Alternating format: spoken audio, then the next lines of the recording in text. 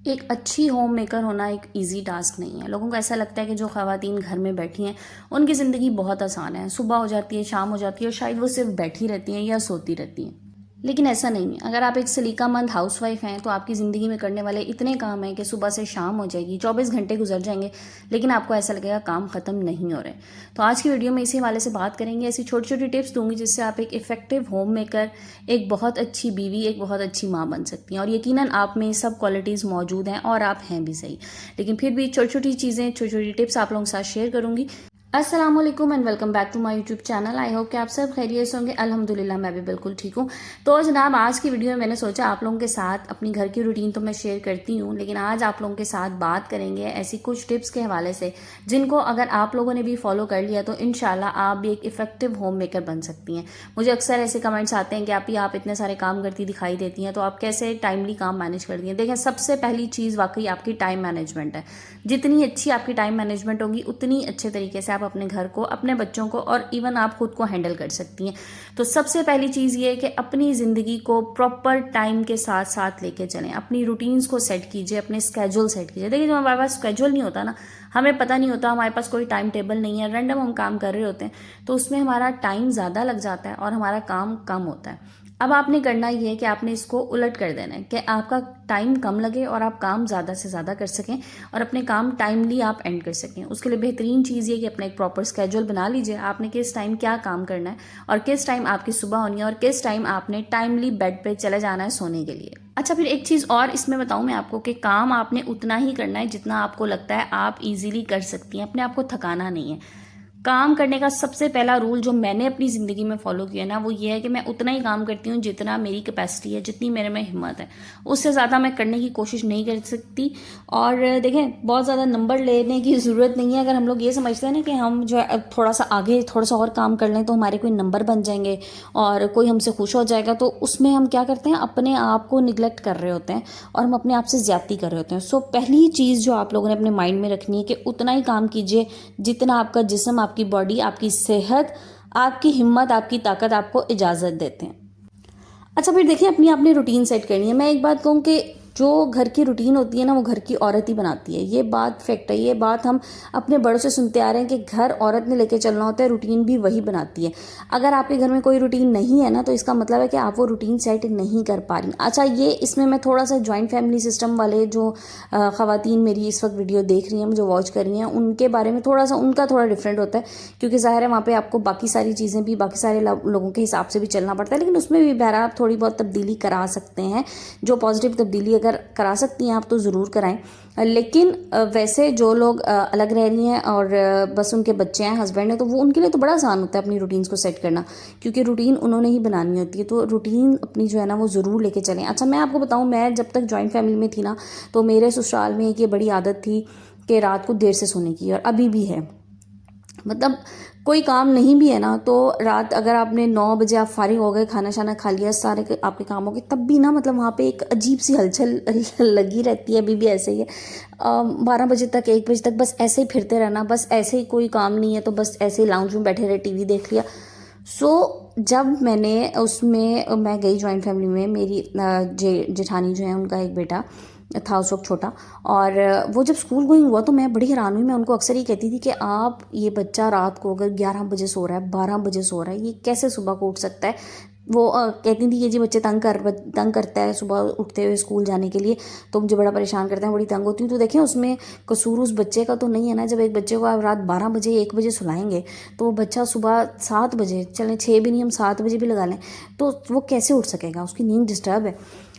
Routine आपने खुद set करनी होती है। फिर मैंने आहिस्ता आहिस्ता ना उस रूटीन में थोड़ी सी तब्दीली लाना शुरू की। मैंने ये खुद से करना शुरू किया कि मैं 11 बजे जो है मैं कमरे से बाहर, बस अब मैंने नहीं जाना, मैंने लेट जाना है। अच्छा, फिर मेरे करने से ऐसा वो रूटीन आहिस्ता आहिस्ता ना थोड़ी सी बेहतर होती गई, तो बाकी लोगों की बेहतर होगी। फिर उन्हें लगा कि हाँ, वाकई हम लोग सिर्फ अपना टाइम ज़ाया कर रहे हैं और हम थक रहे हैं ना बाहर इस तरह फजूल फिर के, तो बेहतर है कि हम आराम कर लें। चीज़ों को थोड़ा थोड़ा ना खुद से करना शुरू करेंगी तो इंशाल्लाह आप लोगों की अभी बेहतरी हो जाएगी। और अगर आप अलग रह रही हैं न्यूक्लियर फैमिली में, तो फिर तो आपको इशू नहीं होना चाहिए। आप अपनी रूटीन सेट कीजिए, अपनी नींद को भी प्रॉपर टाइम दीजिए। सिर्फ बच्चों की नींद के बारे में बात नहीं है, आपकी अपनी नींद भी बहुत ज़रूरी है। प्रॉपर टाइम से लेटें और प्रॉपर टाइम से सोएं। अच्छा, फिर अगली बात आ जाती है जी, अगर आप जो है ना वो कुकिंग आपने खुद करनी होती है, आप अकेली हैं, आपने कुकिंग करनी है, तो देखें इसके लिए ना सबसे बेहतरीन चीज़ ये कि आप अपने पूरे हफ्ते का मील प्लान कर लें कि आपने पूरे हफ्ते में क्या क्या बनाना है।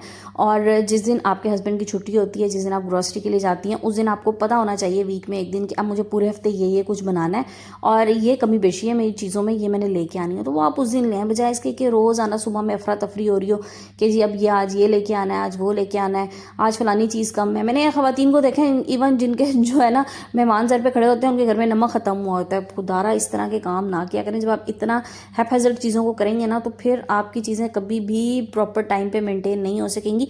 इसलिए कोशिश ये करें कि अपनी वीक का स्केड्यूल बना के रखें, अपना मील प्लान बना के रखें और उसके अकॉर्डिंग जो चीज़ कमी बेशी है वो हफ्ते में एक दिन आप ला के सारे पूरे हफ्ते की रख लें। अच्छा, ख़वातीन को ना आइडिया होना चाहिए इस चीज़ का कि कौन सी चीज़ मेरे पूरा वीक चल सकती है और इतनी क्वांटिटी में लेके आऊँ तो मेरा पूरा वीक निकाल जाएगी, बजाय इसके कि आप एकदम से खड़े हों कि अब ये चीज़ ख़त्म हो गई तो अब मैं क्या करूँ। चीज़ों को प्रॉपर प्लान करके जब चलेंगी ना, तो फिर आपको आहिस्ता आहिस्ता चीज़ें आपकी बड़ी स्ट्रीमलाइन हो जाएंगी और तरीके से जो है ना वो आपको खुद भी ज़्यादा मेहनत नहीं करनी पड़ेगी, चीज़ें आपकी खुद ब खुद ठीक होती चली जाएंगी। अच्छा, फिर बात आती है जी घर की क्लीनिंग की, सफाई की। अगर आप सफाई खुद करती हैं ना, तो इसमें भी ना मैं एक चीज़ आपको बताऊं, चीज़ों को ना डिवाइड कर लें। एक तो होती है ना, एक तो डेली बेसिस पे सफाई हो रही है, जो झाड़ू पोछा हो रहा है वो तो हो रहा है। उसके अलावा आप एक रूम डेली का रख लें कि इसको मैंने प्रॉपरली क्लीन करना है हफ्ते में एक दिन, ठीक है।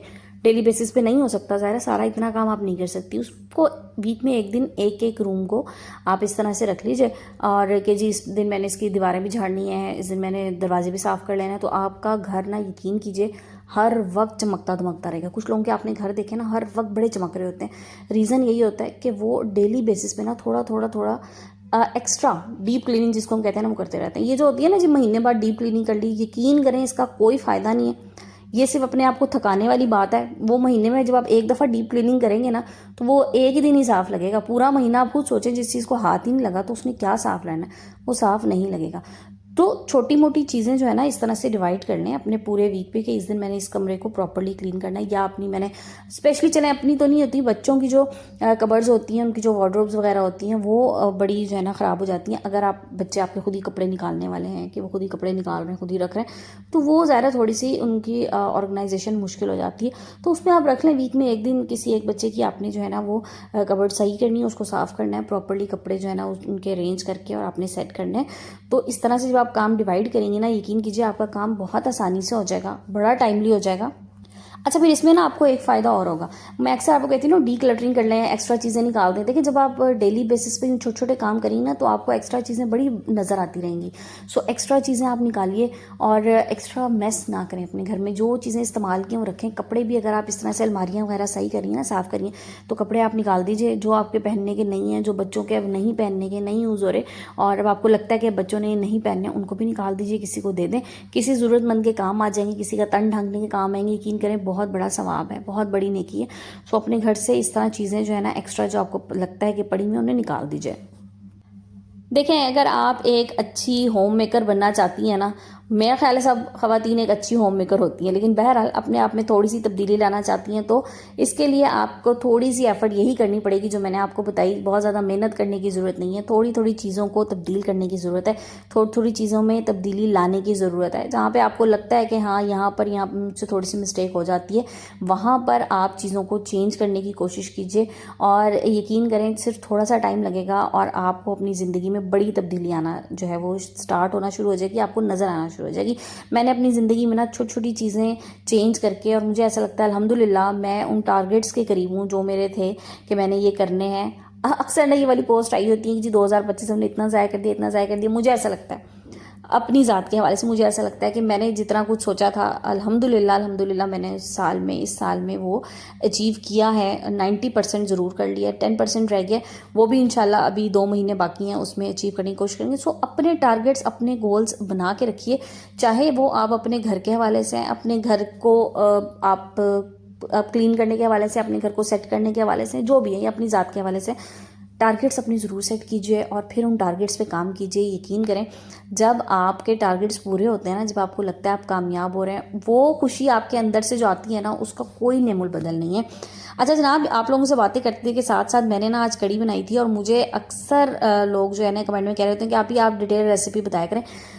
तो देखिए, मेरा जो है ना टॉपिक से फिर मैं हट जाऊंगी अगर मैं रेसिपीज़ प्रॉपर्ली आप लोगों के साथ शेयर करने लगूँ। तो मैं जो वीडियो बना रही होती हूँ ना, इसमें मैं एक एक चीज़ कोशिश करती हूँ कि मैं कैप्चर कर लूँ, शूट कर लूँ जो चीज़ें मैं बना रही हूँ, और उसमें जितनी क्वांटिटी में कोई मसाले या कोई चीज़ डल रही है वो मैं साथ साथ ना आप लोगों को प्रॉपर दिखाती हूँ। तो अगर आप वीडियो को कंप्लीट वॉच करते हैं ना, तो उसमें फिर आपको एक एक चीज़ जो है ना वो प्रॉपर उसमें दिखाई दे रही होती है।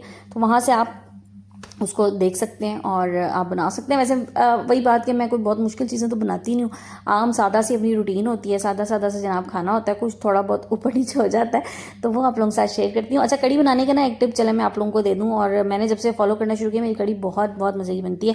वैसे मेरी कड़ी जो है ना शायद इसलिए भी अच्छी बनती है कि अल्लाह पाक जन्नतुल फिरदौस में जगह दे। मेरी जो मम्मा थी उनकी कड़ी बहुत मशहूर थी, और उनके ससुराल में भी मैके में भी, तो वो कहीं भी जाती थी ना तो उनसे ज़रूर बनवाते थे। तो बस वो थोड़ा सा माँ के हाथ का जायका भी आ जाता है बेटियों में, नेचुरल होता है। लेकिन मैं क्या करती हूँ, जब मैं कड़ी बना रही होती हूँ ना, तो सबसे पहले मैं थोड़े से ऑयल में लहसुन अदरक और मेथी दाना, इसको हल्का सा कड़कड़ा लेती हूँ। उसके बाद मैं इसमें बाकी चीज़ें डालती हूँ, आपने देखा होगा। उसके बाद मैं इसमें प्याज डालती हूँ और बाकी चीज़ें जो है ना हल्की से मसाले को हल्का सा भूनती हूँ। तो मेथी दाना इटसेल्फ जो है ना वो कड़ी की जान होता है। मैं आपको बताऊँ, मेथी दाना आप अगर नहीं इस्तेमाल करते ना कड़ी में, एक बार इस्तेमाल करके देखिएगा, आपको कड़ी में बहुत डिफरेंट और बहुत अच्छा फ्लेवर आएगा। बल्कि एक दिन मैं किसी की वीडियो देख रही हूँ, उन्होंने कहा था जी आपने करना ये है कि सरसों के तेल में एक तो आप बनाएं, एक टिप। और सरसों के तेल में ना सबसे पहले आप 1 टीस्पून मेथी दाना लें और उसको बकायदा जला लें उसमें, और जला के ना फिर वो मेथी दाना अलग कर लें, मतलब वो नहीं आपने डालना, वो ऑयल आप यूज़ करें। फिर आप कड़ी बना के देखें आपकी कड़ी में कितना ज़बरदस्त फ्लेवर आएगा। तो जनाब ये छोटी छोटी टिप्स होती हैं जो हमने बड़ों से सीखी हुई हैं, और बस यही चीज़ें डाल देते हैं। और खाने को अच्छा बनाने के लिए ना सबसे बड़ी चीज़ जो मेरी मम्मा कहा करती थी कि जिस औरत की नीयत साफ़ होती है ना उसके खाने में बहुत टेस्ट होता है। याद रखिएगा, जितनी खुशी खुशी अच्छी नीयत के साथ खाना बनाएंगी ना, आपके खाने में भी टेस्ट आएगा। वरना आप दुनिया जहान के मसाले, दुनिया जहान के लवाजमात डाल लें, फिर वो टेस्ट नहीं आएगा जो आप लेना चाह रहे हैं। सो अच्छी नीयत रखिए, खुश रहें, खुश रह के काम करें। जब आप खुशी खुशी काम करेंगे तो यकीन करें आपके काम में एक निखार भी आएगा, और आपको लोग तारीफ़ भी करेंगे कि बड़ी खूबसूरती से काम करती है। तो वो नीयत की सिर्फ बात होती है। कहते हैं ना अमाल का दारोमदार नीयतों पे होता है। सो अपनी नीयतें साफ़ रखें, इंशाल्लाह अल्लाह की ज़ात फल लगाने वाली है। तो जनाब ये थी मेरी आज की वीडियो। आई होप आप लोगों को पसंद आई होगी। वीडियो पसंद आए तो लाइक एंड शेयर कर दीजिएगा। चैनल पर नए तो प्लीज़ चैनल को सब्सक्राइब करके जाइएगा। और बहुत शुक्रिया आप सब लोगों के इतने प्यार, इतनी मोहब्बत का, इसी तरह से प्यार देते रहें, और मैं इंशाल्लाह इसी प्यार, इसी मोटिवेशन के साथ आप लोगों के लिए नई वीडियोज़ लाती रहूँगी। वीडियो को एंड करते हैं, इंशाल्लाह कल नए टॉपिक नए वीडियो के साथ आएंगे। जब तक के लिए अपना बहुत सा ख्याल रखिएगा, अपने प्यारों का ख्याल रखिएगा, मुझे दुआ में याद रखें। जज़ाकल्लाह, टेक केयर एंड अल्लाह हाफिज़।